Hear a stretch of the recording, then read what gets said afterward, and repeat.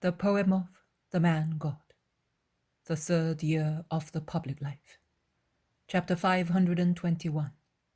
At Jericho, two parables, that of the sick and the healthy, and that of the Pharisee and the Publican. 2nd of November, 1946. Jesus comes out of Zacchaeus' house. It is late in the morning. He is with Zacchaeus, Peter, and James of Alphaeus. The other apostles are perhaps already out in the country, announcing that the Master is in town.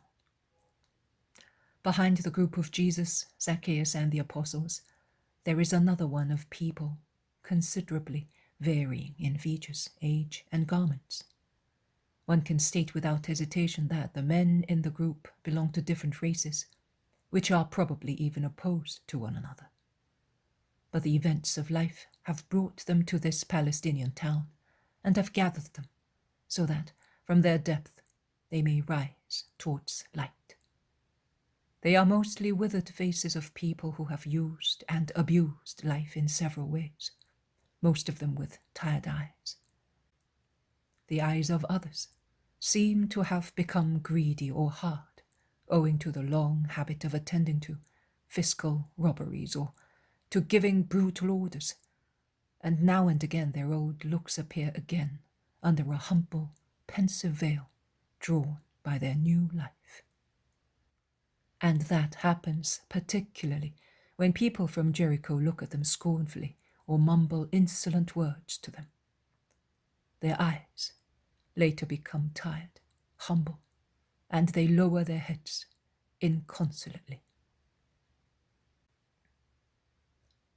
Jesus turns round twice to look at them, and seeing them far behind, slackening their paces as they come closer to the place selected for his speech, and already crowded with people, he slackens his pace as well to wait for them. And he then says to them, "Go on ahead of me and be not afraid. You defied the world when you were doing evil. You must not be afraid of it now that you have divested yourselves of it.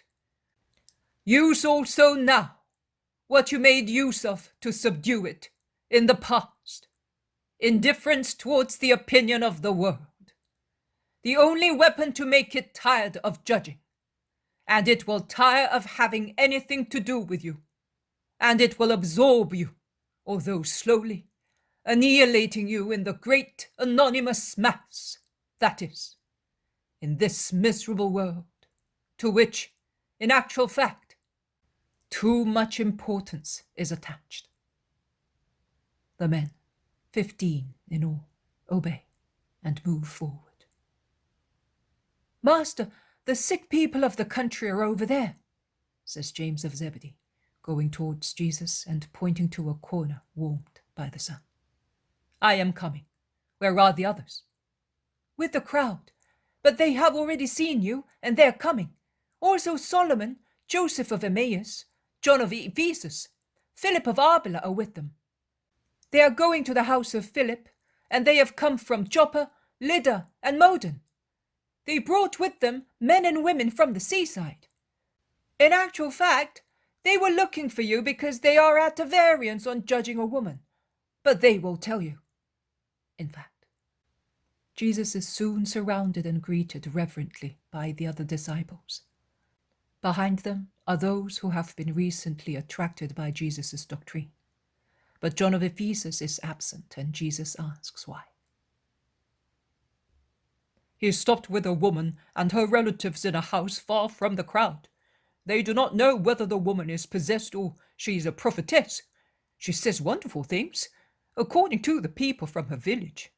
But some scribes have listened to her, and they have judged her to be possessed. Her relatives have called exorcisers several times, but they have not been able to expel the demon that makes her speak and possesses her.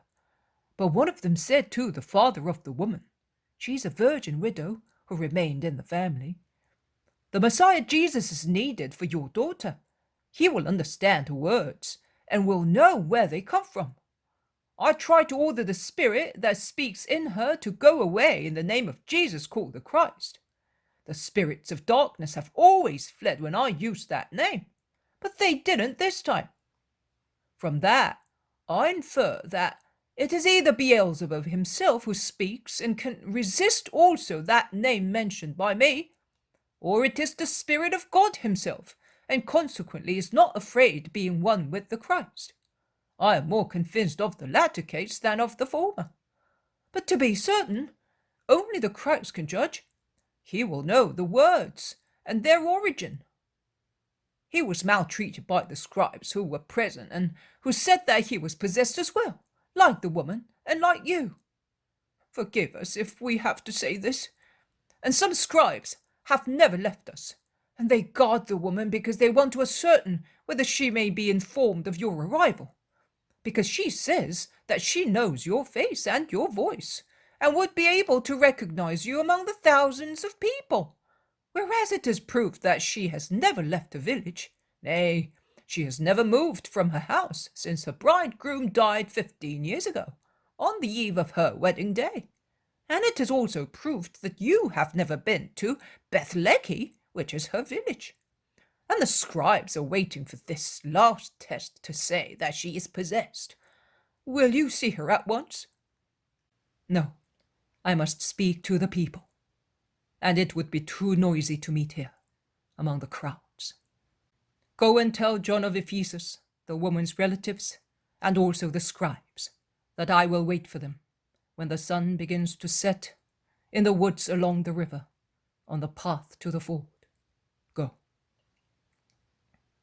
After dismissing Solomon, who has spoken on behalf of everybody, Jesus goes towards the sick people, imploring to be cured, and he heals them. Among them there is an elderly woman, ankylosed by arthritis, a paralytic, a dull-witted young man, a girl who I think was tubercular, and 2 people with sore eyes. The crowds utter thrilling cries of joy. But the series of sick people has not yet come to an end. A woman disfigured by grief comes forward, supported by 2 friends or relatives, and she kneels, saying, "My son is dying. He cannot be brought here. Have mercy on me." Can you believe without limits? "Everything, my lord." Then go home. "Home? Without you?" The woman looks at him for a moment, full of anxiety. Then she understands. Her poor face brightens up. She shouts, "I am going, Lord, and blessed be you and the Most High who sent you." And she runs away faster than her companions. Jesus asks a dignified citizen of Jericho, "Is that woman a Jewess?" "No, she isn't. At least, not by birth. She is from Miletus, but she married one of us, and since then she believes in our faith." "She believed better than many Hebrews," remarks Jesus. Then, climbing on the high step of a house, he makes the usual gesture of opening out his arms before speaking, to impose silence.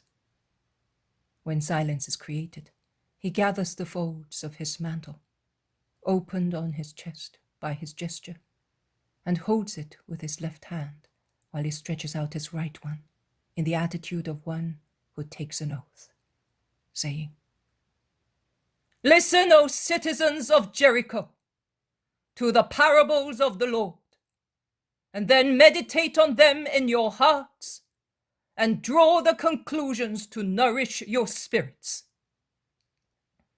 You can do so, because it is not since yesterday or last month or last winter that you know the word of God. Before I became the master, John, my precursor, had prepared you for my coming. And when I became the master, my disciples plowed this ground 7 and 7 times to sow the seed that I had given them. so you are able to understand the word and the parable. With whom shall I compare those who were converted after being sinners? I will compare them with sick people who have recovered. With whom shall I compare the others who have not sinned in public, or those who are rarer than black pearls, who not even secretly have committed grave sins?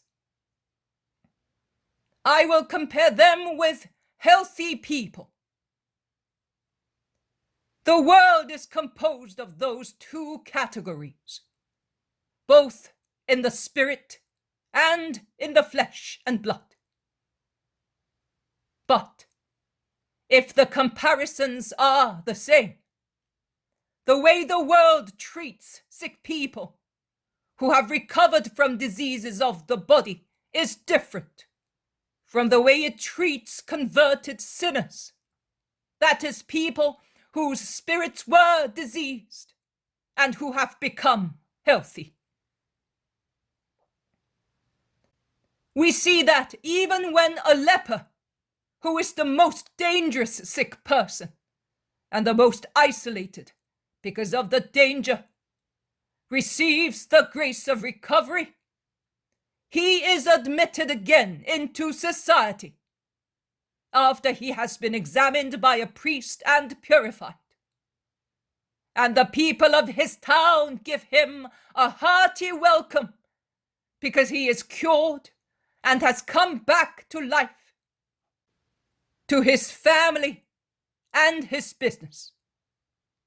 There is a big feast in the family and in the town when a leper receives that grace and becomes healthy.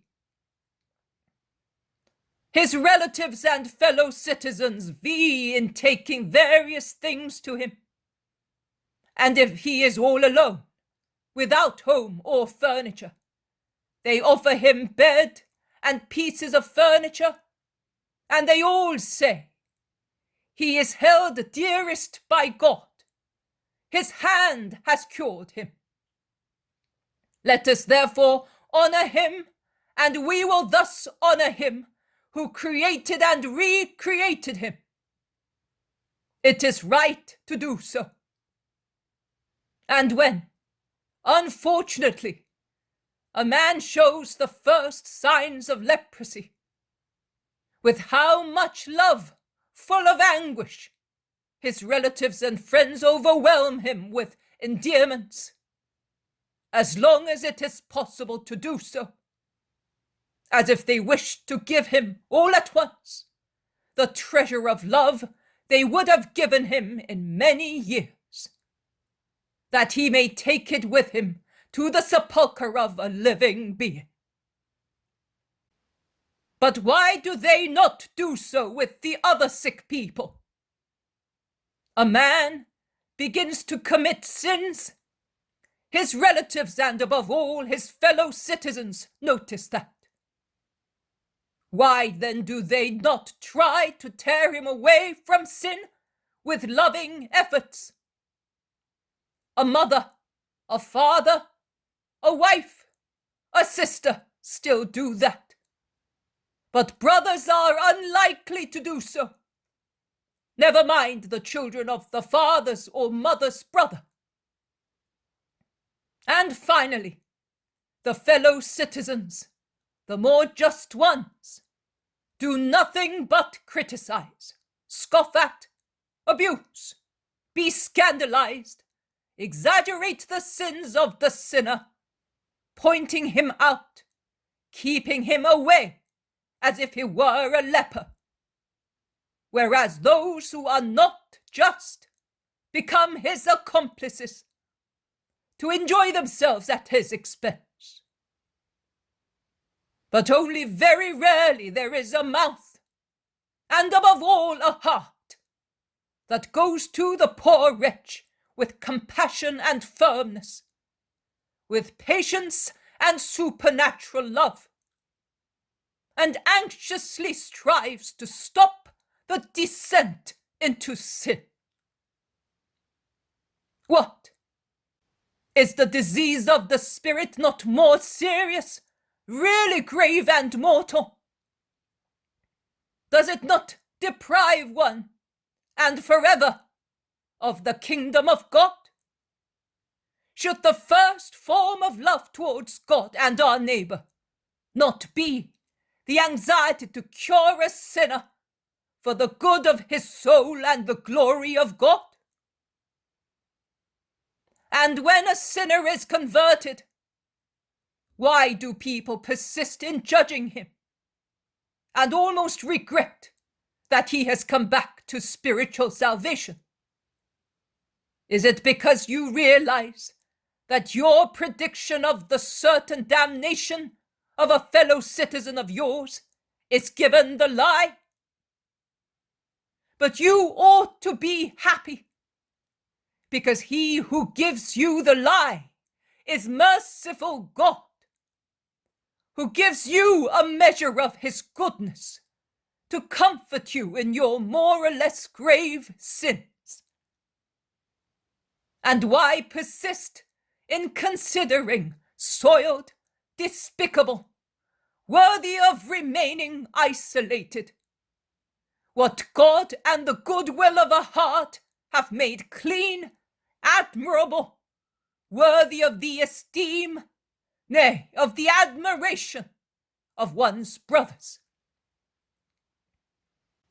But you do rejoice if an ox of yours, or a donkey or camel, or sheep of your flock, or your pet dove recovers from a disease. You do exult if a stranger, whom you can hardly remember by name, having heard about him when he was isolated because he suffered from leprosy, is healed. Why then do you not exult at these spiritual recoveries, at these victories of God? Heaven rejoices when a sinner is converted. Heaven, God, the most pure angels, who do not know what it is to commit sin. And do you men, want to be more intolerant than God? Be honest-hearted and recognize the presence of the Lord, not only in the clouds of incense and in the songs of the temple, in the place where only the holiness of the Lord, in the high priest, must enter, and ought to be as holy as indicated by its name, but also in the wonder of these spirits which have risen again, and of these reconsecrated altars on which the love of God descends with its fire to consume the sacrifice. Jesus is interrupted by the mother seen previously, as with cries and blessings she wants to worship him.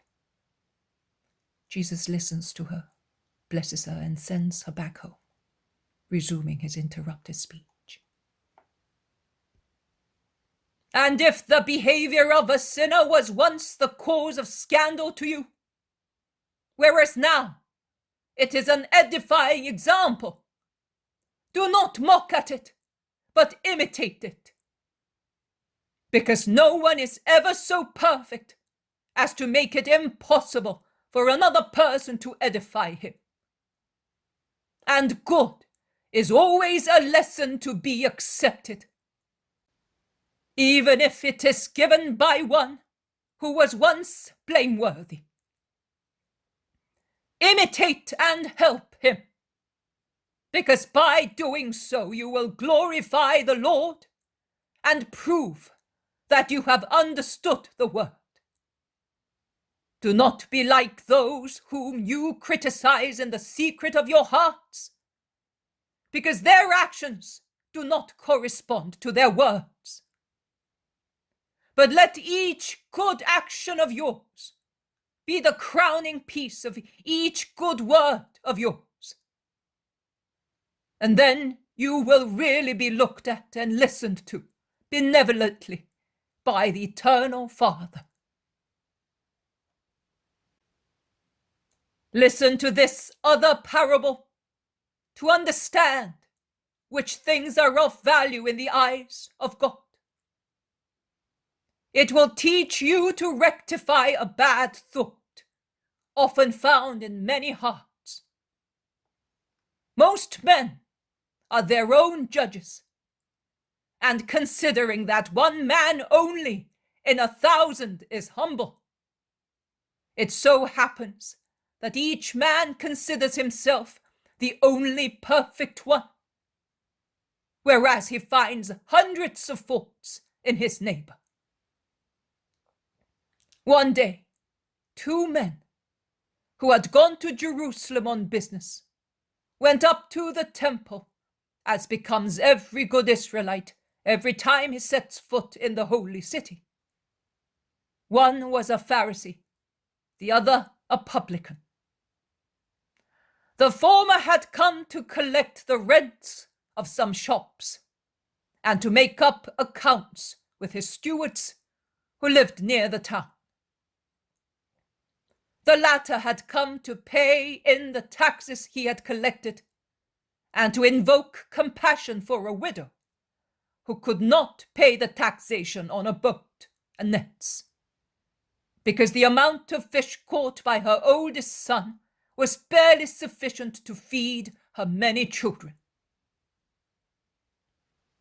Before going up to the temple, the Pharisee had called on the tenants of the shops, and after looking round in the shops and seeing that they were full of goods and buyers, he was pleased with himself, and then called the tenants and said to him, "I see that your business is thriving.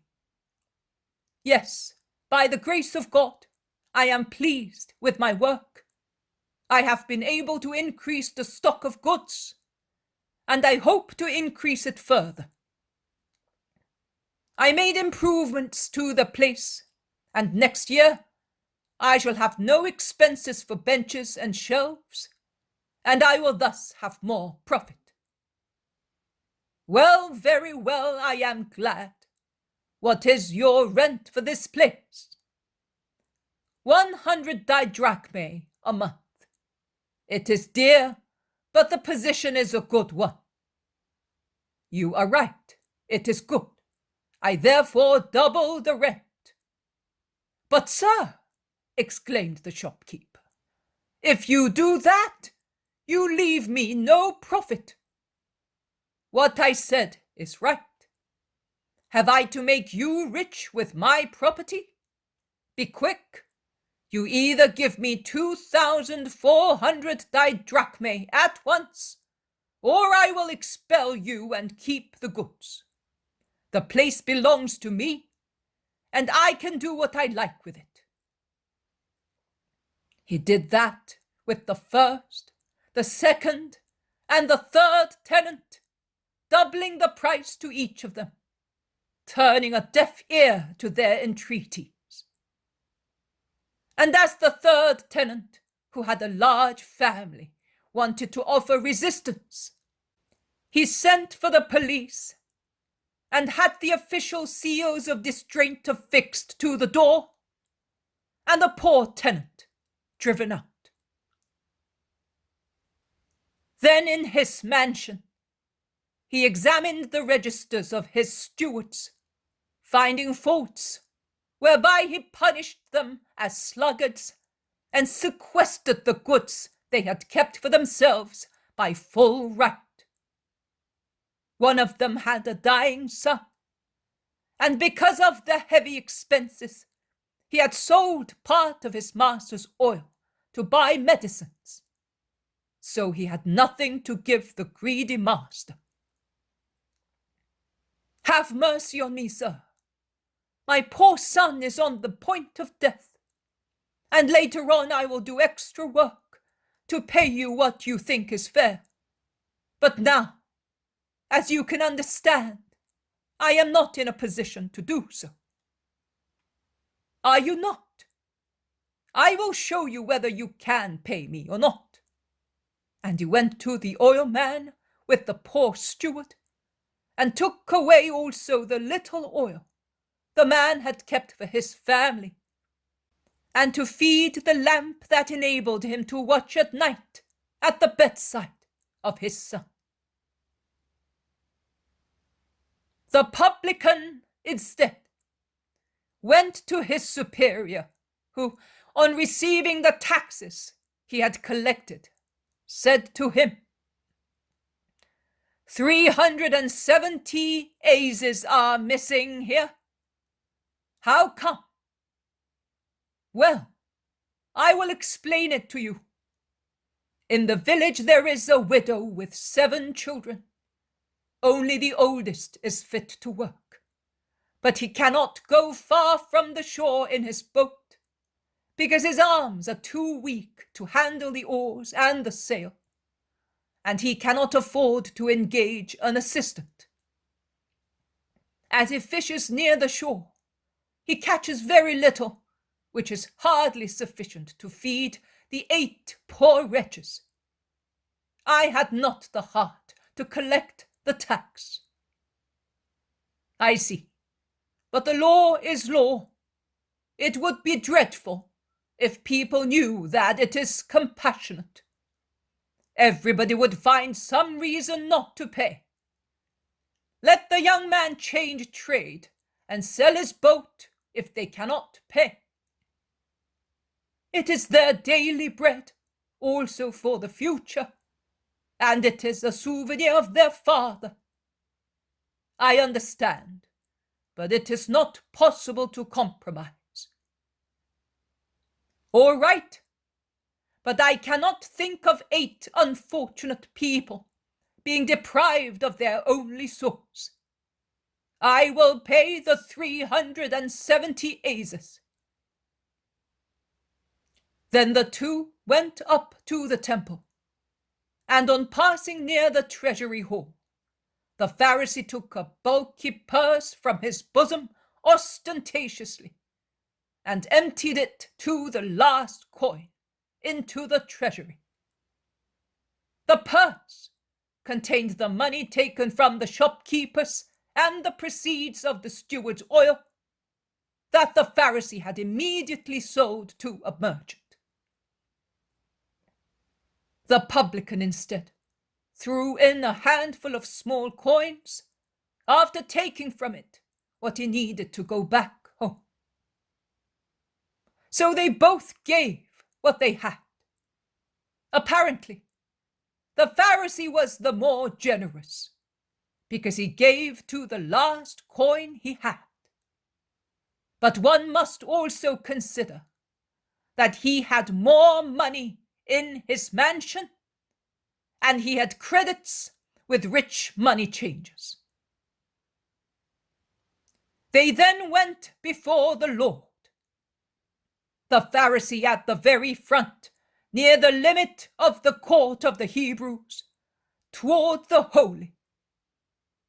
The publican at the back, almost under the vault opening into the women's court, where he remained stooped, crushed by the thought of his misery as compared with divine perfection.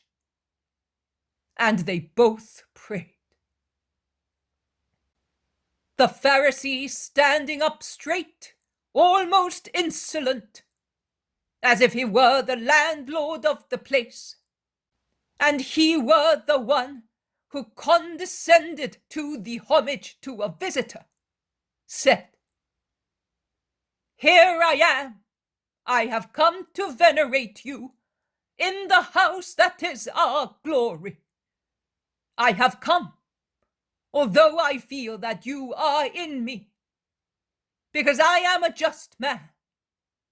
I know how to behave to be so. However, although I am aware that it is only through my own merit that I am such, I thank you, as prescribed by the law, for what I am. I am not greedy, unjust, adulterous, or a sinner like that publican who threw a handful of small coins into the treasury at the same time as I did.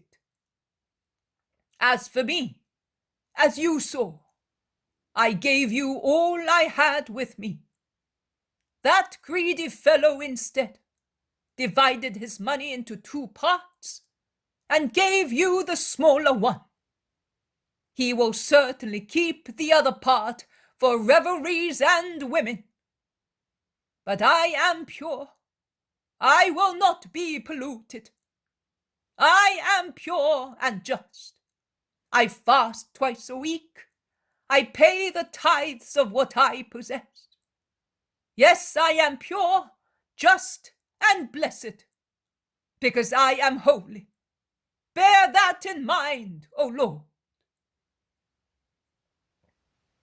The publican, from his remote corner, without daring to raise his eyes towards the precious doors of the temple, and striking his chest, prayed, saying, Lord, I am not worthy to be here, but you are just and holy, and you still allow me to stay here, because you know that man is a sinner, and if he does not come to you, he becomes a demon. Oh, my Lord, I would like to honor you day and night, but for many hours I am the slave of my work. An unpleasant work that disheartens me, because it is the cause of grief to the poorest of my neighbors. But I must obey my superiors, because it is my daily bread. Grant me, O my God, to be able to mitigate my duty towards my superiors with charity towards my poor brothers, so that I may not be condemned because of my work. Every work is holy if performed with charity. Let your charity be always present to my heart, so that I, miserable as I am, may bear with my subjects as you bear with me, a big sinner. I would have liked to honor you more, Lord, you know. But I thought that to take some of the money destined to the temple was better than putting it in the treasure and causing 8 poor, innocent people to weep desolately. But if I made a mistake, let me understand that, O Lord, and I will give you up to the last farthing, and I will go back to my village on foot, begging for a piece of bread. Let me understand your justice. Have mercy on me, O Lord, because I am a big sinner. That is the parable. I solemnly tell you that while the Pharisee left the temple with a fresh sin added to those he had committed before going up to the Moriah, the publican came away justified, and the blessing of God followed him to his house and remained in it. Because he was humble and merciful, and his actions were even holier than his words. The Pharisee instead was good only in words and exteriorly, whilst internally he was and acted as a demon because of the pride and hardness of his heart, and God therefore detested him. He who exalts himself will sooner or later be humbled, if not in this, in future life. And he who humbles himself will be exalted, particularly in heaven, where the actions of men are seen in their true reality. Come, Zacchaeus, come, you who are with him, and you, my apostles and disciples. I will go on speaking to you privately. And enveloping himself in his mantle, he goes back to Zacchaeus' house.